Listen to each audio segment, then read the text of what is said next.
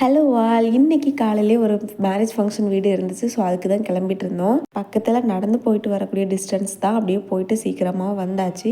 பாப்பா பிறந்ததுக்கப்புறமா கொஞ்ச நாளைக்கு எங்கேயுமே போகக்கூடாது. ஸோ அதனால் வந்துட்டு இப்போ அதெல்லாம் என்ஜாய் பண்ணிக்கிறதுக்காண்டி பக்கத்துலனால போயிட்டு வந்திருந்தேன். வந்த உடனே நம்ம காஸ்ட்யூம் மாறியாச்சு. இது ஒரு ஈவினிங் போல் எடுத்த விளாக் தான். சாரியெல்லாம் அப்படியே வந்து மடித்து வச்சாச்சு. இந்த சாரிக்கு வந்து ஒரு பெரிய ஸ்டோரியே இருக்குது. முக்கியமாக இந்த ப்ளவுஸ்க்கு ஒரு ஸ்டோரியே இருக்குது. நானும் என் ஹஸ்பண்டும் அந்த டிசைனை தேடி தேடி ஆன்லைனில் பார்த்து தைக்க சொன்னது தான். அதுவும் இல்லாமல் அந்த சாரீ வேறு மேரேஜ் ஆகி ஃபஸ்ட் எடுத்த சாரீ. நேற்று ஜலதோஷம் கொஞ்சம் பரவாயில்லாமல் இருந்துச்சு. ஸோ ஷாம்பு போட்டு ஹேர் வாஷ் பண்ண ஈவினிங் போல் தான். ஸோ ஈவினிங் டைம் ப்ரெக்னெண்ட்டாக இருக்கவங்க குளிக்கக்கூடாதுன்னு சொல்லுவாங்க. இருந்தாலும் ஷாம்பு போட்டனால சீக்கிரமே ஹேர் வந்து கொஞ்சம் ட்ரை ஆகிரும். ஸோ அதனால தான் ஈவினிங் போல் நேற்று குளிச்சுக்கிட்டேன்.